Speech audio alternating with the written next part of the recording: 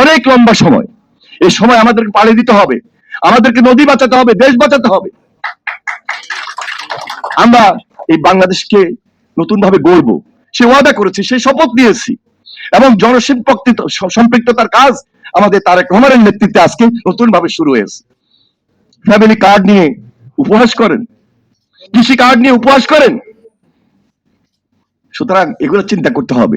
দেশের জন্য তারেক রহমান কাজ করছেন, এবং দেশের জন্য কাজ করতে গিয়ে আজকে পদ্মা ব্যারেজের কথা আসছে, আজকে তিস্তা ব্যারেজের কথা আসছে।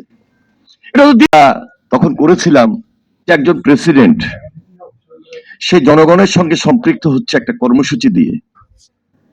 এই কর্মসূচিটা এত পপুলার হলো, এবং প্রেসিডেন্ট সাহেব নিজেও এত পপুলার ছিলেন, এবং সেই পপুলারিটিটা আমরা দেখেছি চোখের সামনে গ্রামের মানুষের সাথে।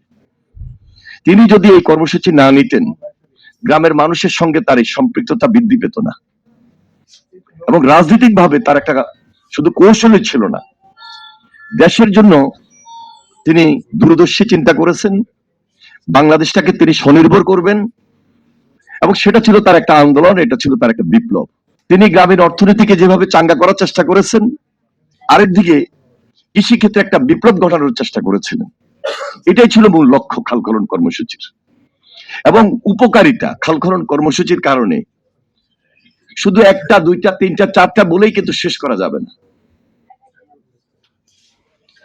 উপকারিতার মধ্যে শেষ একটা উপকারিতা, কর্মসংস্থান আরেকটা উপকারিতা, জলাবদ্ধতা দূর করা সেটা আরেকটা উপকারিতা, আপনার পরিবেশ জলবায়ু আরো দুইটা উপকারিতা, গ্রামীণ নৌ পরিবহন ব্যবস্থা সেটাকে চালু রাখা সেটা আরেকটা উপকারিতা।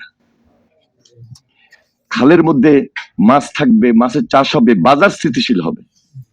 খালের দুই পাড়ে গাছ লাগাবে, ফল গাছ, ঔষধি গাছ, এবং এমন গাছ আছে যে গাছ থেকে ব্যবস্থা হবে।